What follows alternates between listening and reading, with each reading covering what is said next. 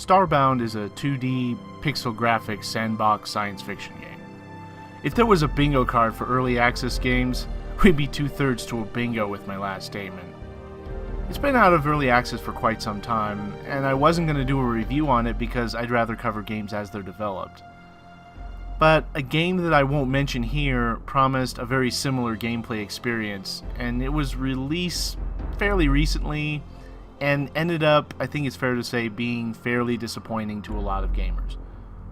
So I thought I'd do a video highlighting Starbound as another example of what the early access business model can do in regard to the games that it can bring to the market that wouldn't otherwise exist. So this is Starbound!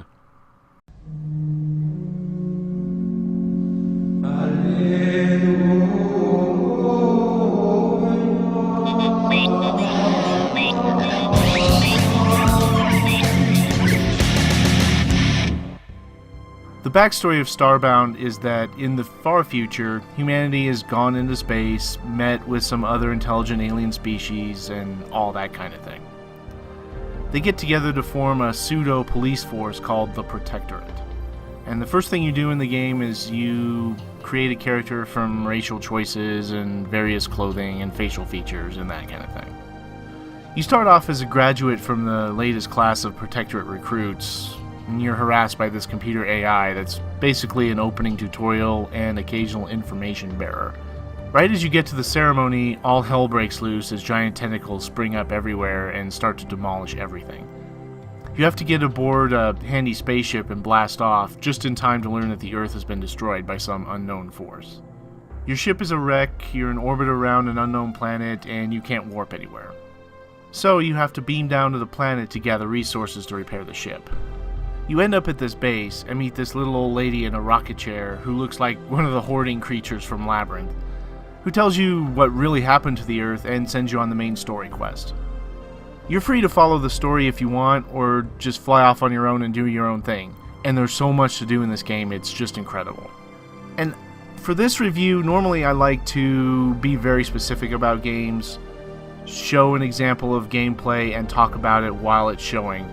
But I'm going to be purposefully vague in this review because I don't want to give anything away. One of the things that makes Starbound really awesome is the surprises that you'll see. So much so that I'm going to be way more generic than I usually like to be. Most of the fun that I have in this game is seeing new stuff for the first time, and if I show it to you, that's going to be less stuff that you'll enjoy. Literally, I met something new on just about every planet I landed on. Now, I've only landed on a handful of planets, so I expect that there will be some repeats after a while. But each planet is very large, so you won't just be hopscotching across the cosmos quickly. When you look at the size of this universe, each one of these stars has multiple planets to explore.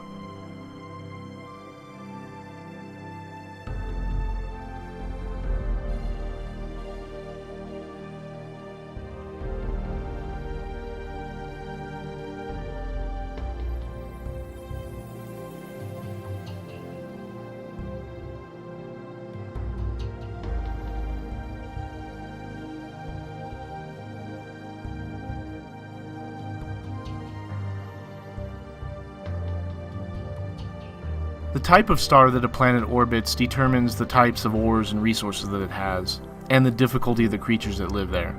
So you'll probably end up flying to more difficult planets just to find titanium to upgrade your crafting stations back at your home base. Just figuring out which creatures were hostile and which you could ignore is a surprise itself.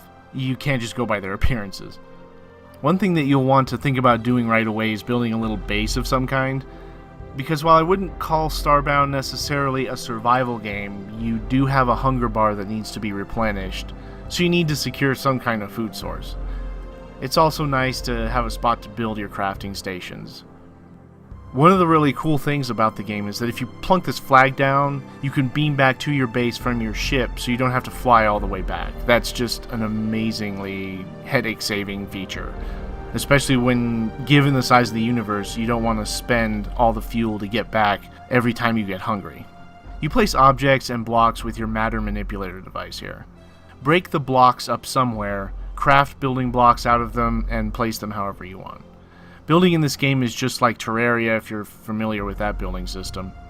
Left mouse button builds blocks in the foreground that halts movement and can be stood on. Right mouse button places the blocks in the background. Background blocks are important for your building in this game because artificial background blocks prevent creature spawning, so you won't have any unpleasant surprises while you're crafting or sleeping.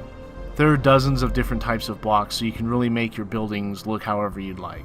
There's lots of different crafting stations and dozens of recipes. You'll learn new ones as you play and gather resources from various planets. You can build houses, buy a deed and rent it out to aliens that move in. You can find musical instruments to play. You end up having to go to moons to mine starship fuel. You can capture pets with these ball thingamathings. You can raise animals for supplies and materials. There's a furniture store that has different stock each week.